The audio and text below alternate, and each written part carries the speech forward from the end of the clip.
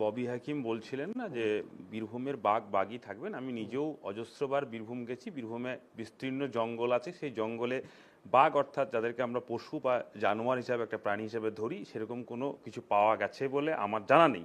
তবে আমি খুব ভাবতে অবাক লাগে, একজন মানুষকে প্রশংসা করবার জন্য বাঘ কখন বলা হয়। বাঘ কখন বলা হয় মানে তার টেরর, তার ভীতি সাধারণ মানুষের উপরে প্রদান করবার জন্য বলা হয়। মৃত্যুঞ্জয়দা বলছিল এই জায়গায় দাঁড়িয়ে থেকে একটা কথা বলা, মৃত্যুঞ্জয়দা বলছিল খুব সুন্দর সুন্দর লাগছিল যে অনুব্রত মণ্ডল মাটির মানুষ, বীরভূমের মানুষ, সহজ সরল ভাবে বলে। আর তো ওই সহজ সরল মানুষটাকে আমরা দেখেছিলাম যে একদম পুলিশ অফিসারের মাথায় বোমা মারার নিদান দিতে। এখানে দুজন প্রাক্তন পুলিশ কর্তা আছেন, ওনারা বলবেন। ওই অনুব্রত মণ্ডলকে আমরা দেখেছিলাম যে কবি শঙ্খ ঘোষকে অপমান করতে। ওই অনুব্রত মণ্ডল বিরোধীদেরকে বাড়িতে বোমা মারার কথা বলেছে, এমনকি তার দলের লোক তার মতের বিরুদ্ধে হলে তার বাড়িতেও তার খুনের অভিযোগ তার বিরুদ্ধে ছিল। এগুলো হচ্ছে অনুব্রত মণ্ডল সম্পর্কে জানে এবং বীরভূমের সাধারণ মানুষ জানে। কিন্তু একটা জিনিস উল্টো হয় ভাবো না, বছর দুয়েক প্রায় হয়ে গেল, আগস্ট মাস 2022 সালে, 2 বছর আগে যেদিন অনুব্রত মণ্ডলকে অ্যারেস্ট করলো, ওই বীরভূমের ওই বাড়ি থেকে নিয়ে গেল, তোমাদের সংবাদ মাধ্যম সেদিন দেখিয়েছে, গোটা পশ্চিমবঙ্গের মিডিয়া দেখেছে যে বীরভূমের সাধারণ মানুষ এই অনুব্রত মণ্ডল এবং তার এই লুম্পেন বাহিনীর জন্য দিনের পর দিন কথা বলতে পারেনি। সাধারণ মানুষ রাস্তার দুই ধারে দাঁড়িয়ে থেকে চোর চোর বলে স্লোগান তুলেছিল। এবং এই তোমাদের মিডিয়ার মাধ্যমে এই 2 বছরে আমরা জানতে পেরেছি কত রাইস মিলের গল্প, আমরা অ্যাকাউন্টের গল্প, নানা রকমের কথাবার্তা আমরা জানতে পেরেছি। এখন আজকে কিছুদিন আগে সিবিআই তাকে বেল দিয়েছিল, ইডি বেল দিল, 10-12 দিন আগে তার কন্যাও বেল পেয়েছে। সোমবার বা মঙ্গলবার হয়তো সব প্রক্রিয়া মিটলে তিনি বীরভূমে ঢুকবেন। এখন প্রশ্ন দুটো, পাবলিকের যে পারসেপশন গোটা পশ্চিমবঙ্গের মানুষ, তাদেরকে কি বোঝানো যাবে ববি হাকিমরা যতই বলুন মাথা উঁচু করে বাঘ ঢুকবে, বাঘ নামক একটা আতঙ্ক বীরভূমে ঢুকবে, কিন্তু বীরভূমের মানুষ, বাংলার মানুষ জানে অনুব্রত মণ্ডলকে একটা লুম্পেন ছাড়া অন্য কিছু মনে করে না, সেই লুম্পেনের ভয়ে ভীত থাকবে। এই সময়ে দাঁড়ায় যারা মেরুদণ্ড সোজা করে মাথা উঁচু করে যারা অনুব্রত মণ্ডল এবং তৃণমূলের লুম্পেনাইজেশনের বিরুদ্ধে কথা বলেছিল, তাদের কাছে নতুন করে একটা আতঙ্কের পরিবেশ সৃষ্টি হলো। এটা দ্বিধা দ্বন্দ্ব নেই, এটা একটা বাস্তব ঘটনা। এবং এই সবকিছুর মাঝে কিছু কিছু প্রশ্ন দেখা দেয়, মানুষ কোথায় যাবে, জনগণ কোথায় যাবে?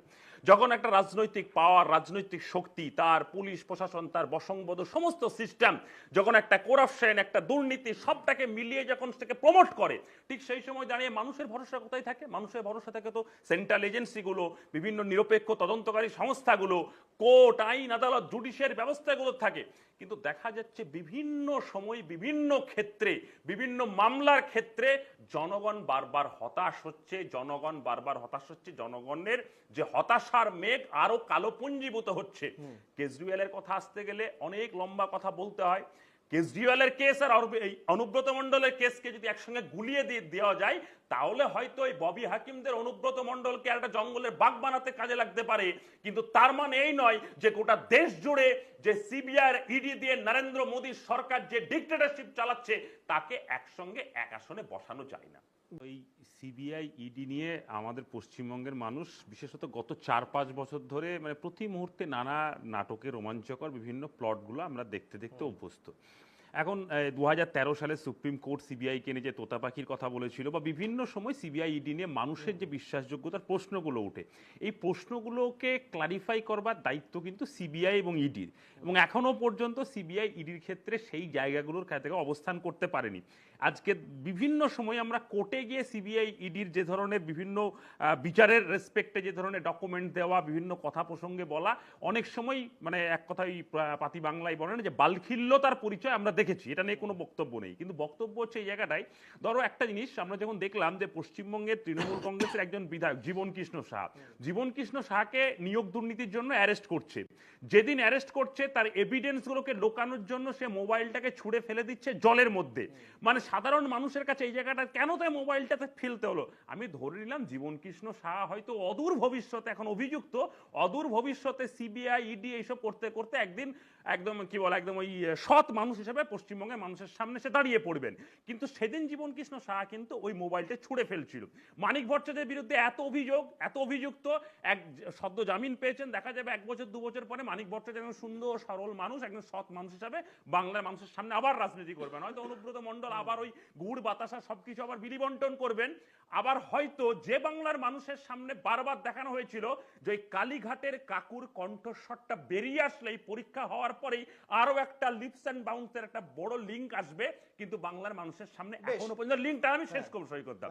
এই জায়গাগুলো দাঁড়িয়ে থেকে বাংলার মানুষের কাছে কিন্তু মূল যে জায়গাগুলো কিন্তু পৌঁছানোর কাজটা সিবিআই ইডি পাচ্ছে না। মানুষ হতাশ হচ্ছে যখন মানিক ভট্টাচার্য, অনুব্রত মণ্ডল, জীবন কৃষ্ণ সাহারা বারবার বেল পেয়ে যাচ্ছে।